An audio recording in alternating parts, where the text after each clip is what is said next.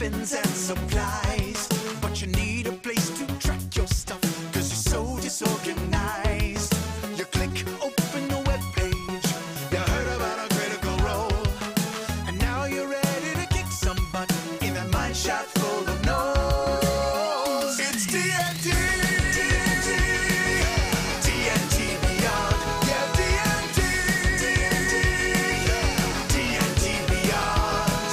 You got your stats, you got your swords, and you got your invisible wall. It's D&D,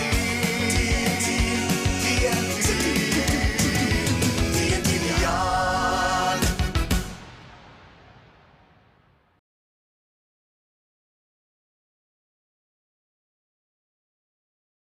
It depends on like what you enjoy the most. I am joined by lead writer James Haeck. Hey there, how's it going? Hey, Jonathan Pruitt. Yeah, Jonathan Pruitt. Hey, I miss you, Todd. Give us that creepy smile. Give us this. There you go. And of course, Jim Davis, all of WebDM except for Hey, how's it going? James works for me. So let's talk about min-maxing in D&D. And actually, I just kind of wanted to start off with I do like min-maxing, and I try not to. I guess it's just something that is like if I don't know there's anything that could be like more of an obsession than min-maxing and less satisfying at the same time, right? Like like that's not actually D&D for me. Like if I walk in with a character that I know is just going to murder all the time, I'm not actually enjoying that game at all. But I do say, like, I recently, and I had not done research about this before, but obviously, so a lot of people have come up with this concept ahead of time, was the problem with Eldritch Blast, which there are a few, but Eldritch Blast, Sorcerer, Quicken Spell, and then a little bit of Fighter so you can do Action Surge, and you're now pumping out like 200 points of damage a turn, which is kind of ridiculous.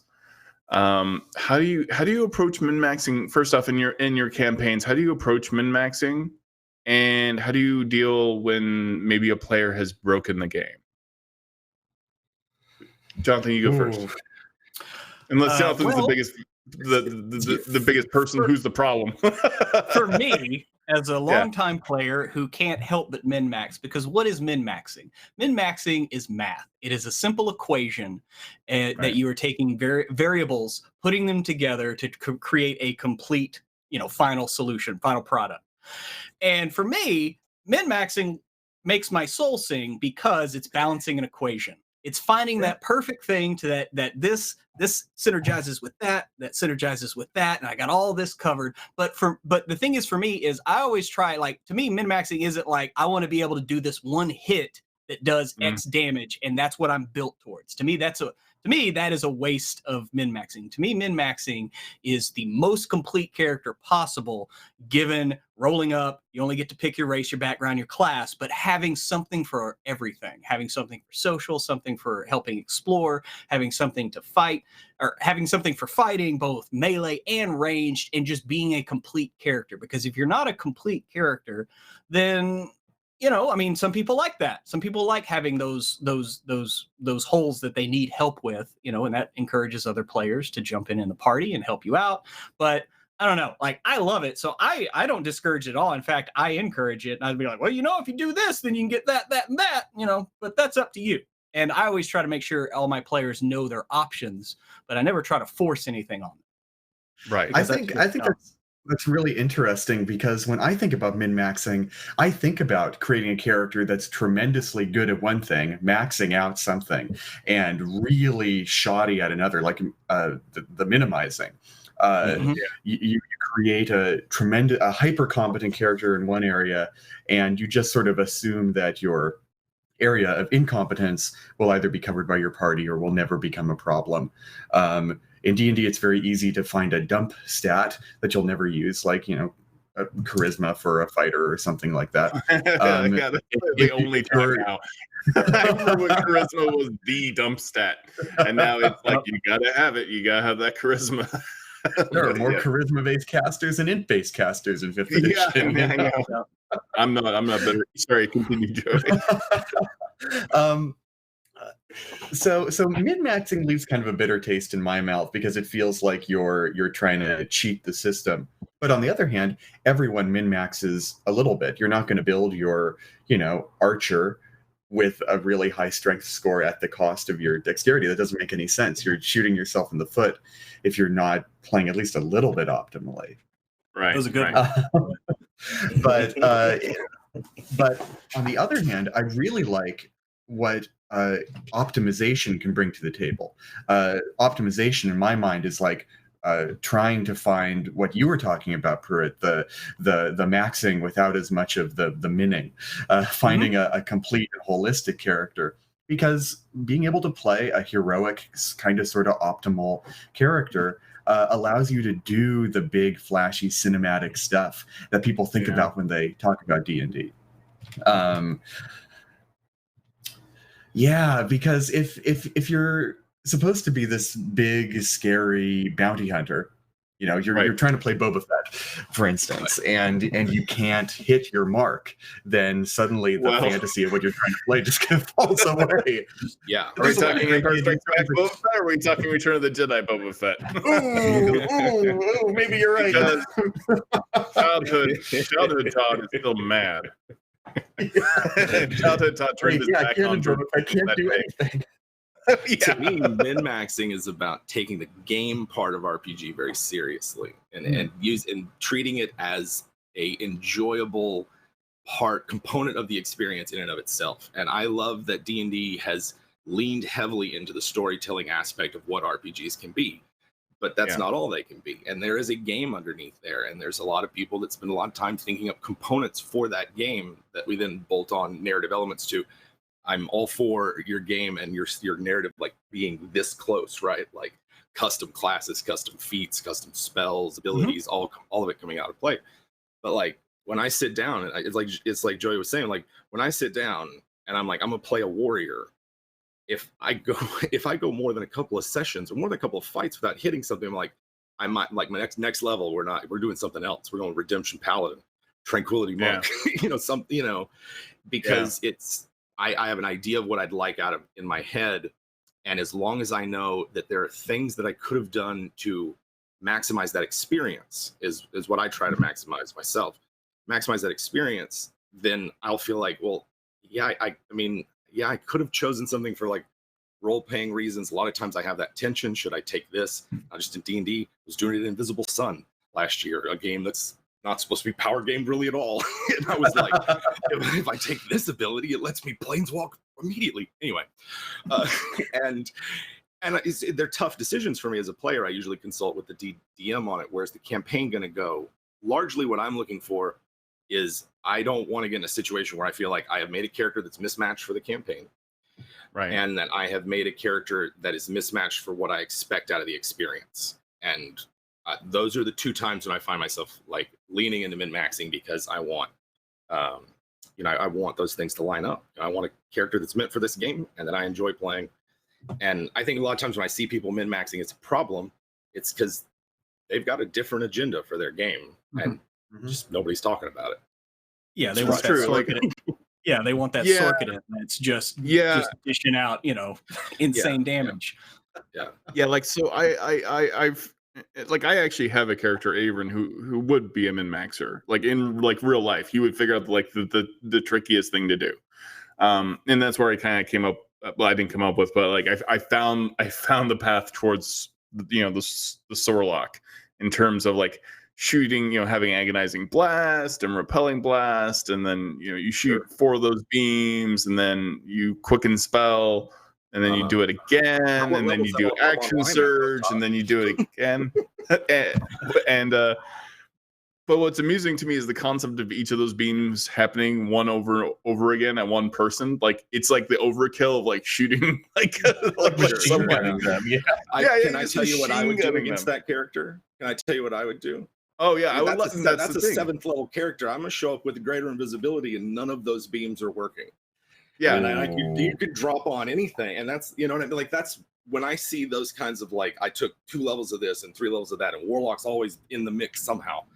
Yeah, and like all those things. It's like your Eldritch Blast is going to be awesome, and you'll be and if you took Spell Sniper, then and Eldritch Spear, then you're doing it at like 1,200 feet, something. Yeah. The Eyes of the Eagle for your magic item. Distance spell. Yeah. And then you're just like you're just hitting people on the moon. Yeah. Well, that's when you have your warlock that is on your Spelljammer fighting with another spelljamming ship, in ship range, not in melee range. That's the game where that's meant for. Yeah, and I love that. That makes sense. Like you need that spell sniper on a spelljammer, getting those hits. You can see that coming. There's a lot of choices that build up to that moment, and it seems like to me, if you're a DM in that campaign, you might go like, I can see going from warlock to sorcerer. Your experience channeling the magic of your patron has unlocked something inside you. You no longer need the patron, but like there's a lot of role-playing stuff you can interject there to make their life difficult. But then like fighter, it's not impossible, right? Like you can just fight anything, but but why did you start lifting? Why did did you join a military organization, become a battle mage or something like that, just for the ability to do a lot of Eldritch Blasts? To me, that speaks to a problem where a dungeon master could sit and talk with the player and go like, what's the experience you're looking for? Seems like you're headed towards here. Maybe our expectations are mismatched. That's interesting because that's how I deal with it, right? Yeah, role-playing it is great. Like I could see a fighter who couldn't save their village and just got destroyed by a magic user, like a wizard, a sorcerer, a warlock, and he's like, fine, I'm going to make a pact. I'm going to get some of this magic because I don't want to ever make this mistake again of just walking around with a club. That was a bad idea. And then becomes a warlock, and then that causes something inside of them to awaken something they didn't know they had in them. And then that's interesting. But you're right. Like it's a weird progression to go. It's a very weird progression to go sorcerer, warlock, fighter. Well, I mean, you could be searching for the source of the power inside you, and you find something else that maybe is. That's upsetting. Saying, I'm the source of that power from within you. Would you like more? That first was a test or a taste. But I love the warlock that is the gunslinger. Like the Saint of Killers from Preachers, what I think of when I think of like the gunslinger warlock, and Eldritch Blast is your gunshot. And so you start doing repelling blast and pulling blast or whatever. And it's like you ricocheting stuff off and like bouncing people around the battlefield. And that's why you would I haven't made this character yet, but I want to, where you take all of the Eldritch Blast invocations. And that is what you do, because basically you're pulling your wand out, which is your gun, and that's all you do. And how is that any different than a fighter attacking things with their sword? And there is no. No, it's not. So, it's not. And it's very Eldritch Blast monk kung fu. Sword. That's what I was saying. Pruitt doesn't want me to point it out. There's substantial difference. Like a fighter doing with their sword is in danger, right? Like they're in melee, and they're in retaliation. They don't necessarily do it range. And like as far as I know, there's no way for fighters to do it and push around, say, a gargantuan creature without them making a save. I think that's where the issue with, say, all the stuff that Repelling Blast comes in is like, I can push around Demogorgon, and Demogorgon can't do anything about it. It's that element plus the range, plus the damage, plus everything else. And if you're like, and twice a combat or however many times, assuming this character survived to the epic tier, then, that can become a problem in very select moments. And if you're a DM that has a very narrow toolbox, it's overwhelming. Well, but I would only counterbalance that with like, but a fighter has the ability to have better armor, more hit points, they're more survivable, whereas a warlock is squishy and you get a certain amount of power, and it's how you use it. You want to stay out of combat. That is up to you, and that is your choice to stay out of combat, but this is what you get instead of getting up in it. I mean, if you want to do that, then you go be a Hexblader. You could, and then every time you attacked with your weapon, you'd be like, "Why didn't I take Eldritch Blast? Because I could be doing this from range and pushing people around." Anyway, choices we make in this life, Jim. All about the choices we make. That's the part that build also though is that you go Hexblade, and then if you just want to kill that one target, you hex them at 30 feet. Doesn't matter if they leave that 30 feet. Then they're taking the extra Eldritch Blast damage. You're definitely going against like the intention of Hexblade, right? That prescribed path. There's a lot of things. You can make a fighter that's just a pure fighter that does crazy damage with a hand crossbow, and it's like perfectly legit rules wise, but thematically you're like, what do you like? This seems weird that you would just be killing people with some sort of crazy machine hand crossbow. Yeah. Like the hand crossbow. There's I think, and this is why we like when we have videos say on session 0, we talk so much about theme and expectations for the game, because you might be trying to play a gritty swords and sandals, low magic kind of thing, and you want it to be sharp swords and dark deeds and things, and you don't necessarily want a quick, someone who's just gonna like plink things off like they're, Yeah. So, Yeah. Anyway, my trains. On the other hand, if you're playing a huge, larger than life sort of almost JRPG style game, you've got your fighter with the hand crossbow. You're living out your dream of being Edgar from the early game of Final Fantasy VI with an auto crossbow hitting everyone and them instantly dying. So again, you gotta balance with your DM who, or not who, but what the tone of your game is. And yeah, go on. No, I was going to bring up the summoning the bow in Skyrim, where you're just one-shotting dragons out of the sky. Mm-hmm. A very, very similar issue. Continue. Exactly. Sorry. Well, and high-level D&D sometimes has that feel. It often has that feel when everyone is doing just wild, ridiculous stuff. And as for me personally, I love that feeling. I love starting as some schmucks and then becoming ridiculously overpowered demigods. I think it's a really cool narrative.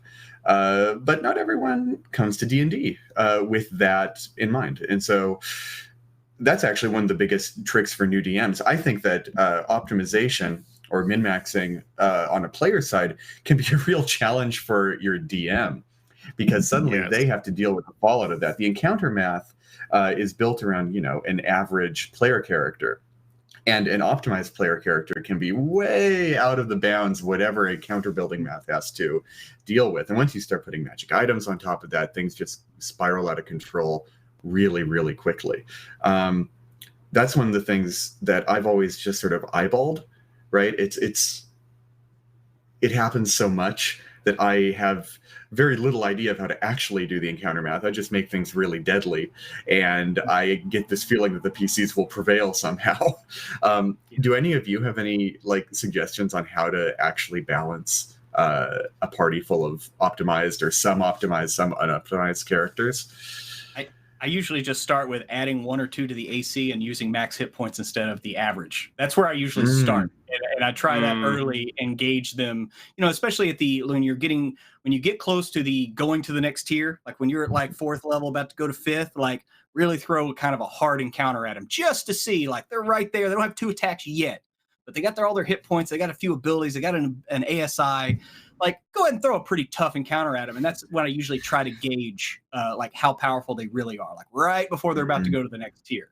I like that as well, because that's less, it doesn't feel like the DM is targeting you as much. You're just making that encounter tougher. You're not someone's always in camouflage and in cover, and you can never hit them with Eldritch Blast or whatever. You're not specifically designing the adventure to make fun of this one character and make them ineffective, because that's pretty mean. But how about for you, Jim? I think for me it started with a few realizations that no one fight was going to make or break my game. Even a TPK, there's life after those. Game after those, I should say, not life. So a lot of times, if you're only playing 3 or 4 times a year, and those 3 or 4 times a year are for a couple of hours at a time, then one fight is going to make or break. But the more you play, the more you sort of realize, some fights this person can dominate, some fights this can't. So it started with me just relaxing about the whole thing and stop trying to make sure every encounter was a fine-tuned experience, and to let them play out however they play out. And after then, I just started looking primarily at the action economy. What all could the players do in their turn versus what I could do as a rough balance. And mostly then it was just, the fights are going to be between, at that time they were between, say, 3 to 5 rounds, and changing things up mostly in the realm of tactics. And when I bring monsters in, their use of the terrain, I can sometimes now regularly have 5th edition combats that last more than 10 rounds. And they go by fairly quickly because I use Shadow of the Demon Lord initiative. And so it's just boom, what are you going to do? What are you going to do? And even up to say the mid levels, early tier 3, it's fairly fast and not as bogged down, which a lot of people with optimized characters can bog down a game with because they've got a lot of options, a lot of stuff. The more frustrating players have optimized characters, but not necessarily optimized player skill set for making sure they can reference things and have their abilities at hand quickly. Or maybe using a dice roller when you have 12 d20s to roll to see if you hit everything in. Right. But I ran into this problem because I'll give Pruitt a hard time, but for the longest time, Pruitt was my power gamer in the group, and it's not that the other players were completely didn't care about optimization or power gaming. They just had mixed priorities with it. And so in other systems, less so with D&D, you might run into a situation where literally this one enemy can wipe the floor with everyone else and cannot hurt Pruitt's character. And so those were tough situations. Usually have to split the party or have mooks. And so they kind of taught me that a variety of situations, that like not having every fight start within melee range, automatic combat, that kind of thing. I started using the old school D&D 2d6 reaction table at the beginning of every combat, just to give me an idea of the disposition of these enemies. Are they willing to fight? Are they willing to trade? Are they willing to talk? If they're willing to fight, how die-hard are they? Or will they run at the slightest provocation? And as I varied that up, I found that the optimized characters were fine, that their moments to dominate were fewer, and that the moments for the other characters to have their strengths come in increased. And then it kind of balanced itself out, because it wasn't just all, here's your battle map, here's where the minis go, fight. Right, you're going to get optimized characters there because that's only one scenario type. I don't know. I'll get off my soapbox. And that's the other thing. And I often play it this way as well. In D&D, no one wants to die. Like most creatures don't want to die. So just because they're not at 0 hit points doesn't mean they're going to still be fighting. There should be a threshold. And I would almost have liked that feature in the monster manual. Like if they get here, that's when they leave. You don't want you're not going to stay there for even if there's an entire army of orcs, if you see your general just get capped right away, right, your morale is going to go down. People are going to get pretty nervous. There are a lot of battles that can be avoided. Oh yeah. I agree. I think morale should be a little bit more than just an optional rule like in the DMG. I agree with you, Todd. It should be mentioned in the monster manual at some point because it's a great thing to have. Yeah, I think it would help D&D. It would help D&D combats feel like less of a beatdown slog. Because that's a big part of where the optimization and power gaming comes from. Sorry, I keep talking over you. It's that we just have a slight delay. Yeah. Right. Just like we've been talking about one situation.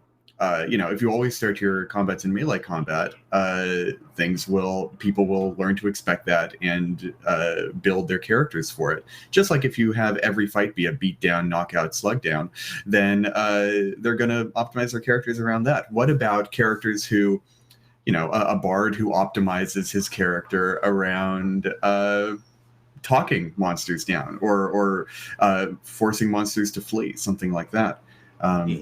Yeah. And you can that's the most fun. I love role playing out of a situation. There's nothing more fun to me than role playing out of combat. The first time I ever saw that even in a video game was the first Mass Effect. You didn't have to kill the villain. I mean, you kind of still had to, but you could talk them down and avoid at least one encounter of combat with that boss, and that was just pure joy. The classic Fallout RPGs did that too. The final boss could always be talked down. Yeah. The Diplomancer should be more than just a concept. It should be an actual class, in my opinion. Yeah. It should be a bard subclass, the Diplomancer. Yeah. And you can get to a lot of DMs that responses that I see when we recommend something similar, barrier encounters, have it not be fights to the death in small rooms, things like that is, let's say with my players still don't do that, even when I suggest it. And this is really one of those where leading by example is a good way. Have your monsters offer for the party surrender if the monsters think they have the upper hand. Have your monsters start talking to the party before combat even begins. Like they begin talking to them from invisible or a place of hiding or something. Think like Cheshire Cat, or imagine your manticore just is when you first see it, it's just a mouth, and then as its human face comes into view, it's what is this, and then it's like feline body, and now it's not just a manticore, it is a NPC in your world. And that's how you can start building this up, and it might take a while, especially if you've been playing one way and but that's how you can sort of train the party on it. I love adjacent villains. I ran a Star Wars campaign for 2 years where the villain actually wanted the same thing that the players wanted. And they drove them insane because they knew he was a Sith Lord, but they both wanted the Empire to fall. And they're just like, so like, when do we get to kill this guy? I'm like, well, when your goals don't align, I guess. Like, like they never, he never betrayed them. He never did any, like, but they knew this is the bad guy, but they couldn't. Like, that's rough, isn't it? Yeah. Oh, it's so fun. I love it. I love adjacent villainy and adjacent, even monsters are going to have again, I like the idea of they eventually just have self-preservation. They're eventually just afraid, or they will maybe even submit in that sense of two chimpanzees get into a fight and they're like, no, I'm on your side now. You're clearly the better of me. Like, there's a lot of different approaches I would like to see for monsters in general, because a mind flayer isn't just going to fight till the death. He might, because his life does not necessarily matter for the good of the colony, but he probably would run away eventually, and fight another day. We got a question from Reinhardt, and that question: how often is it okay or viable for players to just run from an encounter they're already in? Always. That's okay. Yeah. That's D&D. You can always try to run away. If they start to run away too much, then your enemy might notice that and have a trap set. Once they're going to run away, don't worry. Just put the other flank of goblins over there and just flank. Yeah. That's why you set a trap for them after you've run away. I would say that the difficulty with that is the way that the action rules work in combat. If you're in melee, you have 3 options basically of getting away. You can disengage, but then you're just moving maybe 30 feet. Chances are the monster can catch up with you, and then it's rinse, repeat. You can do dodge and attempt the same and just sort of hope that they don't hit you, but then you're kind of, or you just dash and take the hit. And depending on the monster it is, you might be all right with that. So I kind of, it's one of those things where it's if the group wants to run away, that's where we stop combat. And we'll maybe default to the chase rules or something like that. And, I might find some more charts to complicate them so we're not rolling on the same table all the time, but something like that, because it's if the whole group wants to leave, then why are we forcing combat? Let's just get to literally cut to the chase and use a different system of the game, right? Yeah, the only difficulty is sometimes you're not aware of all these other different systems that are in place, the chase mechanic and stuff like that. You may not be aware of how to do that as a DM. Cat. Here comes the cat. I have a question for you guys, and that's sort of assuming you do have a couple of these players in your group and they bring characters that are optimized. What are some things you do in combat to vary things up? Favorite uses of terrain or different techniques for monsters. I'm just curious what you guys do in your home games for it. Ooh. Good question. One of the best ways that I've found to make sure that characters don't, all optimize into the same thing is really find ways to vary up the monsters. In an adventuring party, you've got 4, 5, 6 different people who have pretty different skill sets. And doing the same thing for monsters is a great way to make not only dynamic combats, but hard to break combats.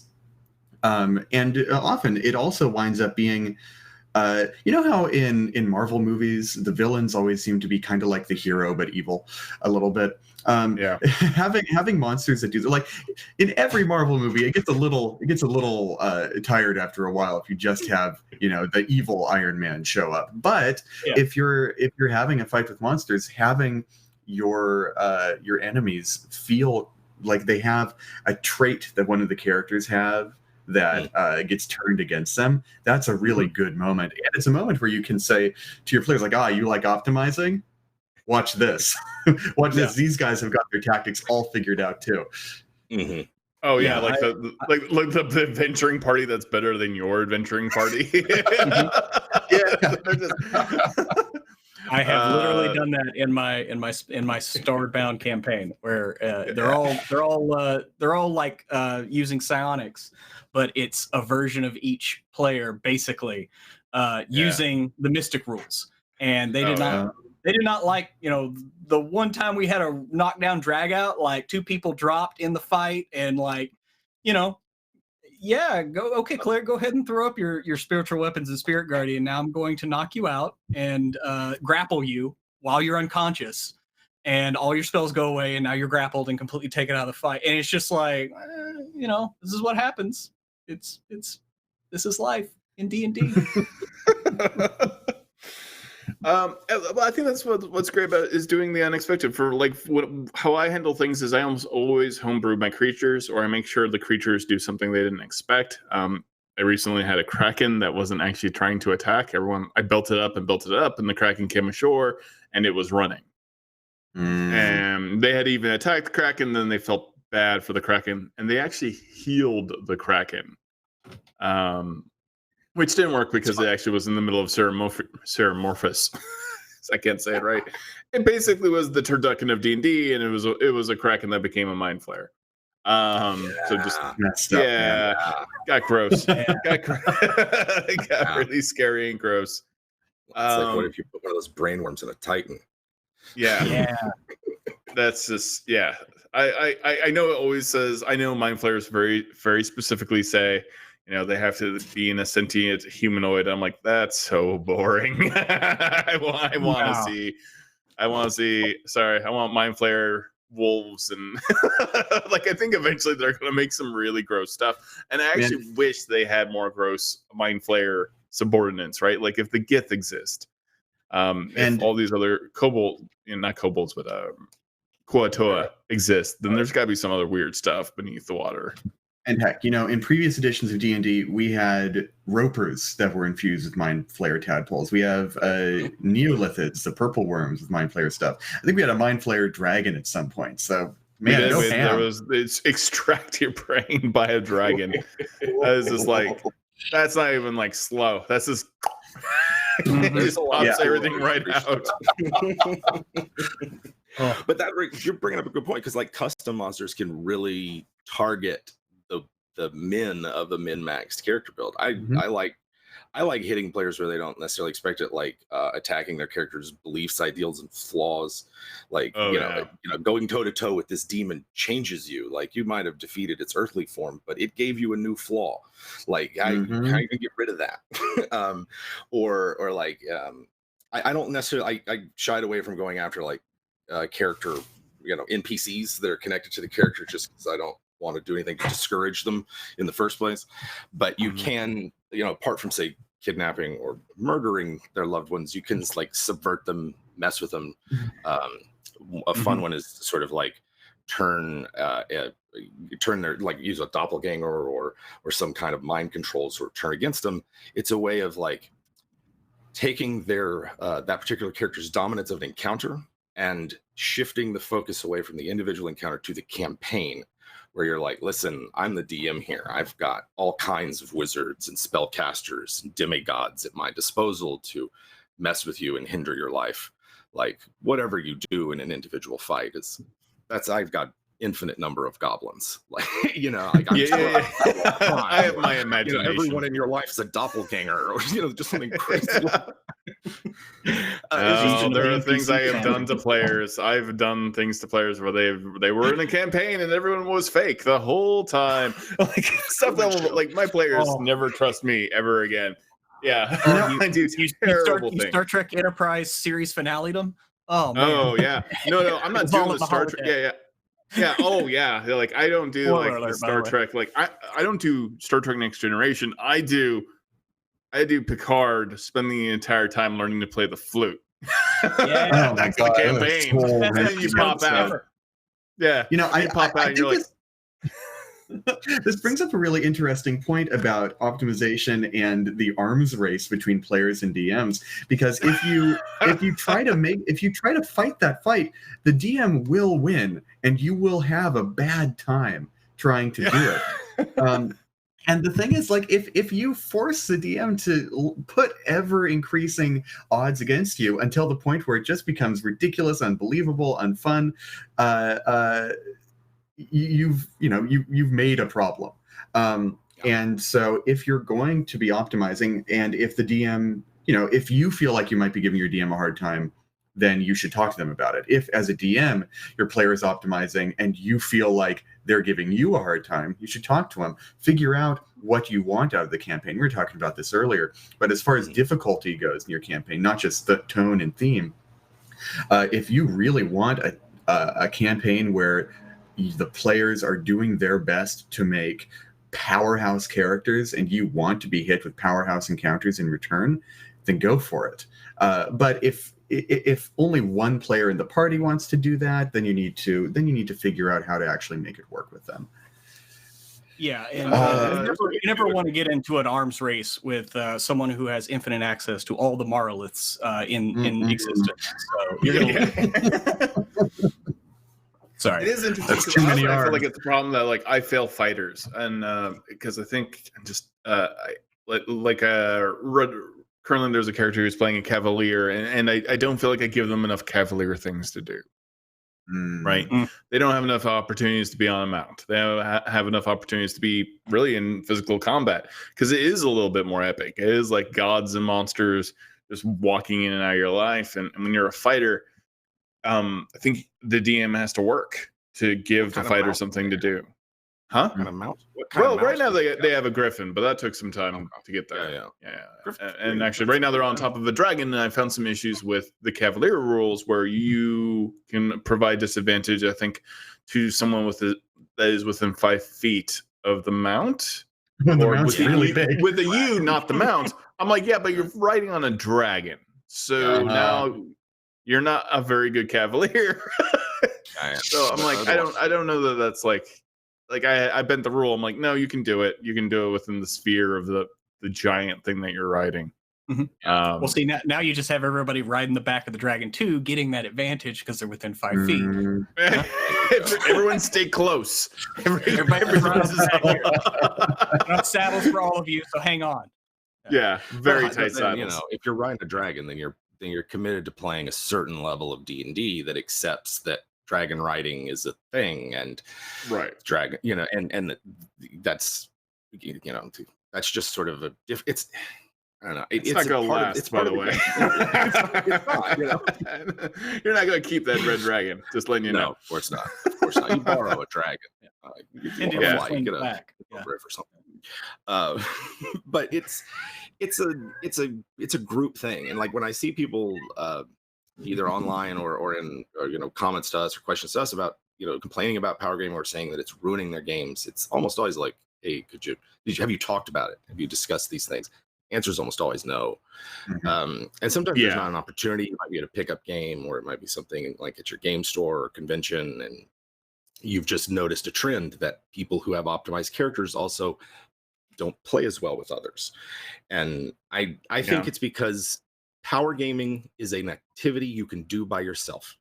Yes, right. It's a way to engage with the game and the game rules when you don't have a group, when you don't have a regular thing, and you can think up characters. And like, some people make up backstories, and they come to the table with a fully fleshed out character that I find, to me as a player, just as odd as someone who has a overly optimized character. Like, I'm here to see what happens. I don't want too much baggage coming in. I'm talking to Pruitt right now. I was all of those things. I was all of those players. Both sides of it. So I fall in love with some. Go ahead. Yeah, I fall in love with some. Go ahead. You do it. I fall in love with some min-maxing that is not optimal. I was talking about Joey because Eberron is very much a trickster and semi-trickster demigod, and only in the way that he writes his own press releases. But I was trying to make the ultimate, like, I just I was enamored with all the little abilities that are kind of Loki-esque, where if you're warlock patron of the Feywild, you get hit and then you go invisible and you teleport like I think 60 or 90 feet. And then you have the ability to do invoke duplicity as a cleric, and you can have like another copy of you running around. And then as the illusionist wizard, you can have I believe at level 10 or 6 or something, you get hit, and it's actually a fake version of you that they hit, and you nullify an attack. I just wanted them all. I wanted all 3, and that is super mad. Your stats are not all going to be like optimized for that character, but boy, that character is fun to play because that character can't get hit ever, and it's just kind of amusing. You're almost like a wizard tank. And if you were playing in my game and you wanted to play that character, then what I would say is pick one of those classes and let's make a subclass that's all about having an illusory double. And I am literally talking. I was just talking to Joey about this because he knows this is my pet peeve. Is like I don't feel like anyone's like I love illusion magic. I love magic that turns damage against other people. So in a sense, like I like the drunken master monk. Mm-hmm. And I also like the Oath of Redemption. I don't want like an optimal character that's just going to deal out damage. I want a character who is an ass. I want the subclass that is just jerkery, right? Like this is someone who's going to make you hit somebody else or hit nobody or waste your turn. Like those characters are fun to me. I think that's hilarious. I don't need to be Yeah, I don't need to do the death blow. I just want to know that you know that I'm better than you. Subclass. You want to play the Brawn character. Yeah. Oh yeah. Certainly like just Loki, Braun, that type of the same mentality. It's just like he doesn't need to be the hero. That's not what he's in this for. No. Yeah. Well, he just needs you not to be the hero.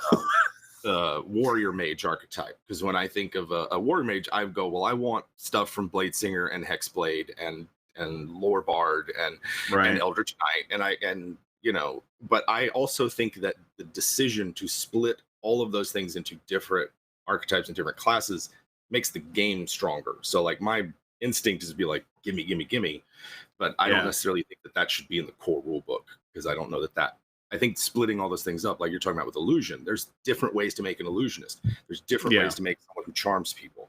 There's different ways to make a sword sage Gish type character. And I think that's a strength of 5th edition. But like, if we were just the two of us playing, then totally, let's make the character you want to play without having to jump through a bunch of hoops. Oh, after I'm done with this, I'm going to work on my illusionist fighter. So like that's just what I'm doing. Like, I've been messing around with it for a while, but like I don't know that that it's been done before in official edition. So that's something. Yeah, I love that. On making I like the Eldritch Knight certainly, but I like it's a different direction. The one time I did come up, my wife and I came up with a reason to do something that is kind of game breaking and annoying is that kind of devil's sight darkness thing that we see so often, and also if you put Sentinel on that, you're in the darkness with somebody, and anytime they try, you've got advantage. You got Elven accuracy. You're crit fishing. You're just stab, and then they try to run. Go anywhere. Yeah, cool. I hit you as a reaction, and then you're down to 0. You can't move. You're not allowed to move at that point. You're just trapped in the darkness. That's not very friendly to the party. But for my wife and I, when we play together, it's hilarious because you've got two characters living in the darkness, like a shadow sorcerer and a warlock who have, they can see in magical darkness. Then it's fun and kind of cute and romantic in a really homicidal way. It's your campaign. What we do in the shadows. Yes. Yeah, exactly. What we do in the shadows, the ability. So then I think things like that can be fun, especially if it synergizes with another player. I think that's very cool. Yeah, and that's what I like to look for. I will. We're talking about like optimization in terms of individual choices. That every guide to barbarians you'll ever read will tell you if you don't play a totem bear barbarian, you're doing it wrong. And I'm here to tell you that's BS. You can have plenty of fun playing a human berserker or any other kinds of barbarians, but like they're coming. A lot of those guides you might read online are either unidimensional or all numbers. Yeah. But if I'm in a group with a bunch of other meleeers, then wolf might be the better totem to pick, because now I can, I'm a combat buddy for pretty much anybody who wants to mix it up. Especially if there's, say, you know, a rogue or something in the party who's going to appreciate having someone in combat who can take a hit and give them advantage on their attacks. Like, that's the kind of thinking that I start thinking about in terms of optimizing, is like, my character doesn't exist in a vacuum. That's why I don't like making characters before I show up, know who my group is and what the campaign's going to be like. And you can start extending your optimization choices so that they make the group stronger. You know, as there only one healer in the party, maybe you take the healing feat so that you can help pick up some slack.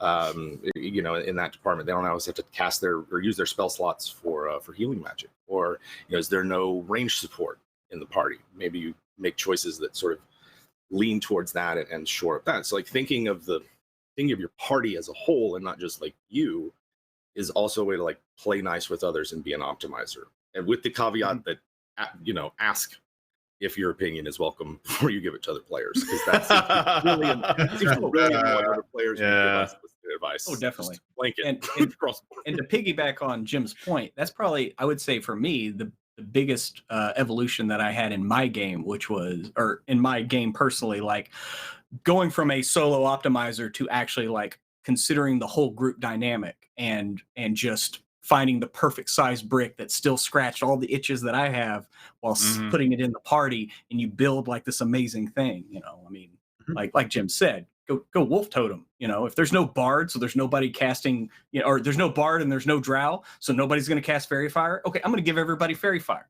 because we got, you know, a paladin and a rogue and a monk in the party, and everybody, you get advantage, and you get advantage, and you're the Oprah of advantage, and everybody's happy.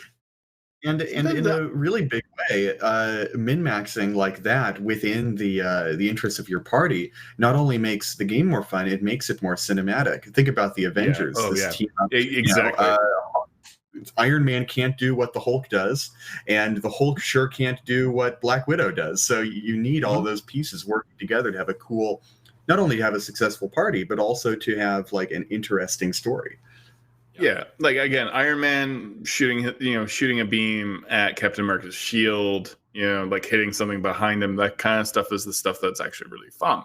Yeah, because then you feel like you're working together as a party. Uh-oh. Todd. There goes Todd. Todd, you there? You there? Hello. There he is. Yeah, he's back. Am I here? You're back. Oh, yep. Yeah, like as a spellcaster, I love casting in large on like the fighter or a barbarian. Use that concentration slot for your meleeers. It's nice. Yeah, and it's funny because you can just like Hulk smash, like, and then you know you've really added to the party. The other thing I do like is thinking about story and expectation as min-maxing as well, because I have a little goblin I haven't gotten to play yet, but he is super short. He is like gremlin tiny, little guy. But he is a berserker barbarian, and it makes sense. So he's just a ripped goblin, and you don't see that coming.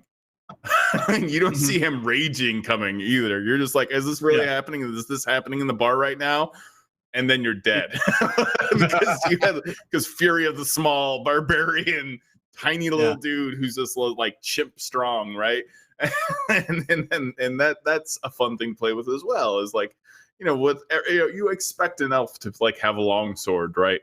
But you don't, and you expect a goblin to be maybe be a kind of a thief or a scoundrel character, but you don't expect one who like deadlifts, you know, 500 pounds. That's terrifying. That upsets me. I do that with halflings. I have my halfling Roscoe 3-stone, which is my halfling barbarian, and you know, I mean, you know. Anyway, I'm not. Never mind. I want to keep it. No. You had a Roscoe barbarian. I won't tell you why he's named 3-stone, but you can figure it out. No. But no. Another thing that you want with that is you want to make sure you have one of those characters that has powerful builds, so they can do the fastball special with you and throw you into combat. Because when you're an angry thing, you need to be tossed by a Goliath right in the heart of everything, because that's what you do. Yeah. But because he's a heavyweight, right? Because he weighs 3 stone. It's that and no other 60 reason. pounds. You're exactly right. Actually, there it is. There it is. It's a lot of weight. 60-pound goblin. was gonna say that campaign that Roscoe Threestone's in had an optimized character on my part, who was a halfling diviner with Lucky, and I just was like, I do not want the D20 to. I don't want it. But I also made sure to back it. He was a halfling who may or may not have come across a tome he shouldn't have read, and like it was I played into the fact that he is like optimizing his luck as the character seeks to optimize their luck in life, because background was charlatan, he's a gambler. So that's sort of how I justify those things in my own, when I do it, at least myself, is always find at least a role play reason. Usually DMs will swallow the optimization with a healthy dose of role play. A real quick question, and I think we can talk about this very quickly. If rolling stats, would you make your player reroll or redistribute some attributes if there were a lot of +3 stats, like 16 and above? I don't actually let people roll their stats. I use a point by system, or I use the standard array, because I'm sorry, I mean, even growing up as a little kid in the 80s, like the number of 318s that we ran into as children was ridiculous. A time in my life when no one rolled stats that I wasn't present for, because it seemed as though everyone had an 18. And I can remember, like, in early 3rd edition, just being like, why don't I just give you guys all the same stats, and then you can arrange them however you want? And everybody's like, no. And that's, of course, standard array. Personally, I would, like, at this point in my life, I think 5th edition plays better with point buy. I think it just does. And that offends me on some philosophical level, but I prefer I know, because I like the randomness of a roll. I like discovering who my character is going to be. That said, I just rolled up a character for my first Midgard game, and after final putting everything where it goes, they've got 3 18s. And I asked the DM, I was like, is this going to be a problem? Like, is that all right? She said, first off, you're not the only one in the party. And because we're using Roll20, I was like, all right, wow. And I have a 7, and I chose, instead of dropping my lowest, to keep my lowest so that I have a 7 charisma. So I'm, at the very least, I have something to make it not boring. And this might be a very wise Trollkin ranger who's also really strong and tough because they're Trollkin, but also he just prefers not to talk to people because it always ends badly. That's how I look at it. And I think for me, it means I'll get to play around with a lot of feats because I'm not going to be taking any ability score increases. Nice. That's basically what it amounts to. And that's what I love about rolling stats versus point buy. Although I will say I've gotten used to point buy much more in 5th edition, because used to in the old days, like we were rolling 46 drop the lowest. Like my first DM, 46 drop the lowest. You roll 7 times, drop the lowest, and that was how you got your stat. And so big you generally would have 1 or 2 pretty good stats, with that much, extra to choose from, and then you buy some tiny dice that are magically enchanted, and then you make. Jim knows about the tiny dice. Look at that look on his face. And I rolled characters in front of him, and it's just like 18, 17, 16. I'm like, I don't know what to do with these things except keep rolling characters. But anyway, I digress. Stop using the dice. I have. In fact, they now literally they just sit here on my desk. That's all I have left. I bought these 18 years ago. I bought 2 full sets, and I lost 3 of my gray ones. But I don't roll with them anymore. They just sit there, and I look at them and remember the good old days. Diviners are pure, like our built-in optimization. Literally, in this Kraken encounter, they turned the Kraken into a rat, and I have because they made it fail its polymorph save. Nice. This made me happy in one way, and I failed as a storyteller. I failed D&D because the Kraken was going to become a mind flayer, and they turned it into a rat. And Wall of Fire was up, and it only has 1 hit point, so it reverted right away. But God, having a rat loose in the city, that is actually a Kraken waiting to explode. Missed opportunity. Wait for 1 cat to get lucky. Just one lucky cat, man. You're just like waiting a few minutes, and you're just like, oh, where is it? No. Like the ritual gets messed up because they're polymorphed, right? And like when it comes back, it's like a Kraken, but rat features. Like that's what I like doing. I like just wants cheese. It just wants cheese. The cheese is the only thing that will abate it. Yeah, not brains anymore. Where are you gonna get that much cheese? Or Yeah. what if the mind flayer thing kind of goes through, but it's wrong? Oh, and you have halfway created through. a new version of cranium rats. It's Yeah. a different version of cranium rat. Yeah.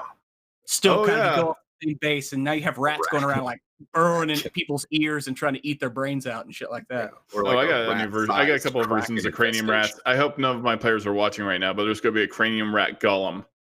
Yeah, just a golem made out of the cranium rats. Yeah. Because they're organized. They're like the worst kind of Voltron.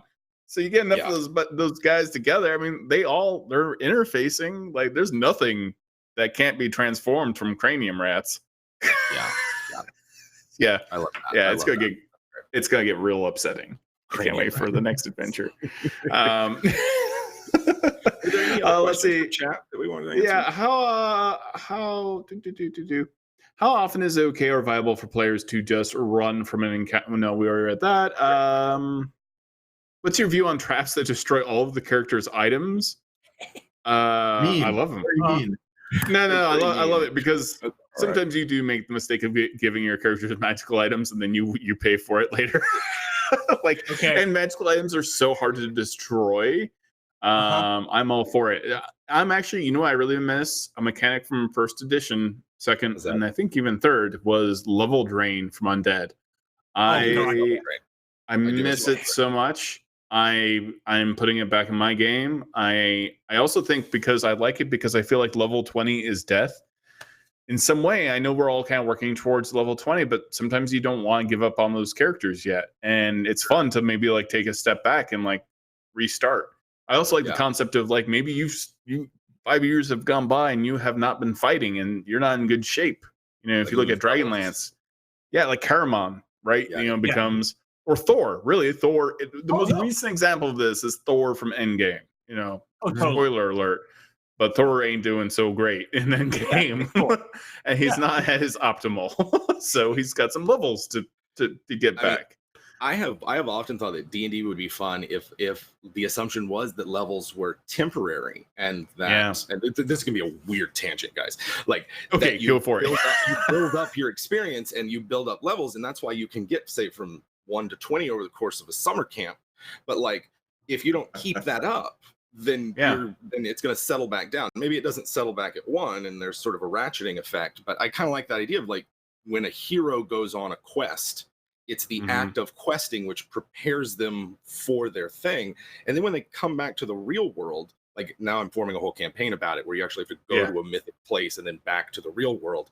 And so like the real world caps out at 3, 4, 5. You know, you can't get above tier 1 there. The Matrix? But when you travel to the mythic lands, right? Yeah. Then, you know, where the underworld is and the evil god king is threatening reality, then that's where you do some anime shit. So, you know, like that's where you start flying, you know? Yeah, you take on a persona or something. Like, I like that because then it means you can switch back and forth. And like today, we're really feeling a high level, high octane game. Let's go and play 15th level characters or level our people up. And then we come back and it's not like that. You can get a mix. I do like the idea of different power, different class levels for different dimensions. Is very juicy. This is another big change. I've always wanted to do a time travel campaign where every period we go to, we're playing a different version of D&D, so that you just have to. I've already done that. I'm already doing that right now. Eberron has a thing called Averon's Bag of Devouring, and inside of his first edition, that's where he's kept, because he's from first edition, so he's still a little squirrely, and he was making references like his brain was being eaten by a tadpole, so he started talking about things he shouldn't talk about, like Thaco. And like pointing at one of the party members, like, I remember when your race was a class, and like just throwing out like weird first edition references. Yeah, like listen, any RPG that breaks the fourth wall has a special place in my heart. Thank you, Todd. Yeah, you're welcome. So he has a little bag where he's kept all the little first edition villains that used to fight him as punishment. And one of them is named Vordred, which is a wizard who is like only a child would name anything Vordred.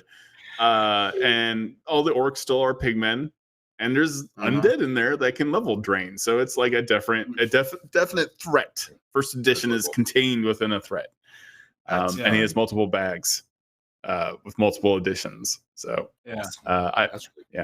You I've better hope a enjoyed DM all that. doesn't try to destroy that with some bullshit. Because that, to go back to the original question, to me that is some bullshit, and that happened to me with the DM. Where he gave me in second edition. In second edition, he gave me boots of striding and springing. So you understand what that does to a character. It turns them into just like it was insane. I was the Flash. I could run like a football field and still attack. And so he threw like a black pudding at me. Just literally threw it at me. I'm a monk and I should be able to jump out of the way, but nope, it's on me. Make saves for all your items, and all of my items got destroyed except for those boots. And then that's when I became a dick about it. And I started just doing Luke Cage shit where I'm just like jumping across and like floating and like, well, this says I can do it by the rules. It's like, so be careful with that. Like, I would talk to your players before just taking items away with a trap. Yeah, that's true. Whatever. But like that, I always like doing that in Star Wars. I build them up and I tear them down. I gotta say, if you're gonna strip magic items from people, do it in a way that makes them feel like it's their fault, right? Give them enough rope to hang themselves. Have them dig too deep with their ambition, and then something nasty happens. Yeah. I do. Think I got the perfect solution for Pruitt, man. Okay, we better wrap it up real soon. But I have come up with, again, I hope my players aren't watching, a black pudding storm. Mind flayers create a storm made out of particulates of black pudding, so it rains black pudding. Like seed the clouds. Yeah, that's great. Oh yeah, because how would mind flayers handle a bunch of red dragons? Mm-hmm. That sounds like a good idea. Oh, sounds weird. Like this rain is gross. Oh, this rain burns. Acid rain. Well, what if black puddings are just like the petroleum in your fantasy world, and where else the mind flayers are already down there? Oh my god! Oh, black pudding is the resource for your D&D campaign. It's like literally like a fossilized, like it's like a necromantic thing, right? Like it's just it's not people. It's like dinosaurs or whatever is in your past. The key component in every spell. Every spell needs black pudding. That's why they. When are we doing the world building pod talks together? This is what I'm Let's just start this campaign together. Because I am down. Oh, that is a stealable idea. We should not have made public. That's all right. Where's my diesel punk D&D setting with black pudding fuel? Everybody trying to get it in the tank is a evil. challenge. Yeah. Well, thank you everyone for. I wish Todd Talks was 8 hours now. Thank you everyone for watching. Thank you to our lead writer James Haeck. We got Jonathan Pruitt from WebDM. We've got the Jim Davis, the Dungeon Master who knows all. Also from WebDM. Thank you so much. You should check out their YouTube channel and all the things that they do. They are immensely helpful and they're just wonderful just to sit and listen to. That's literally how I relax.